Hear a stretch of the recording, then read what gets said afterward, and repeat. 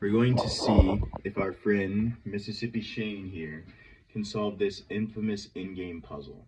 Now, there's not even any kings on the board here. Let me back it up a little bit. All right, there's not even any kings on the board. There's only these two sets of 3 pawns. Mississippi is going to be playing with the black pawns here. All right, your goal is to create, it is your move here, all right, with the porcelain pieces. And your goal is to create a pass pawn and promote one of your pawns to a queen on the other side of the board. But I'll show you what happens. If you just advance like normal, right? Mm-hmm. You advance a pawn. I take your pawn. Mm-hmm. You take. I move here, and we're both out of moves. Mm-hmm. So you need to find a way to break through somehow.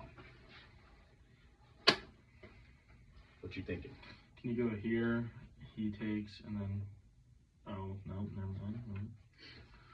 There you go, good. Well, I was gonna say go here, okay. He takes here, I take there, but then that takes, and then if I move this one up, he takes again, so. You must explore all pathways when considering your options. Explore them all different directions. Okay. And then I'd be able to take there. Yeah, but it's their turn next. No, I know, but they can't. They take? Yeah, they can take you here. So then you guys would just trade off and it would result in the same locked up position. You have to find a way to break through. His name is Mississippi Shane. It's not. It's just Shane. No, it's Mississippi. With a Y for everybody. Shane with a Y. Yeah, don't get it twisted. It's Shane with a Y. Shane with a Y is currently conspiring over the chessboard, trying to figure out a breakthrough for the position. So what was your original idea? Walk me through your original idea, the OG. Talk to me. What was the OG idea? This, okay, pawn up one. Take, and then you can play it out to help your visualization. So you move the pawn up one, you capture there, you capture back, okay. And then they capture here, you capture, okay, so that's no good. So back it up. Where does it go wrong? It just goes wrong on when I take his. Move it up one. All right. So now what do you do if you're... You can either take either side. Which side do you think is better, or does it not matter? I would say if they want to take, I feel like the left side would be a better take.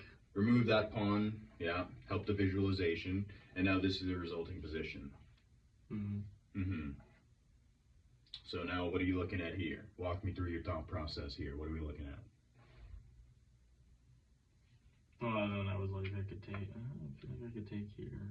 You could take, okay. What happens if you take here? But then if he takes, I take, and they're locked up again, okay. So capturing there isn't the answer. Hold up, go back again. Because you looked at moving the pawn the other way. There's only 3 possible moves you can go here. It's kind of like you ever seen one of those like choose 3 paths, and one of them is a fake path, trial by error. So there's only 3 possible moves. I feel like I just used 2 of the fake paths. Well, sometimes you have to explore. So chess is like you explore those 3 fake paths, but then a new set of paths opens up, and you have to explore those as well. So that's what you were in the middle of doing, but you weren't finished with it yet. You have to explore every path. So you started with only 3 options. You branched out into another move that allowed for 2 options from the clear pieces here. Well, technically 4 options. 1, 2, 3, or 4, right?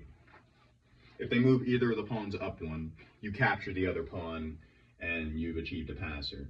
So obviously they're going to capture. You said this pawn was better to capture back with, right? And now, once you capture back, they can either capture or they can even go here, and it's that same locked up stalemate, and you haven't achieved a passer, right? So you explored this, and you determined that there was nothing good after here, and they capture.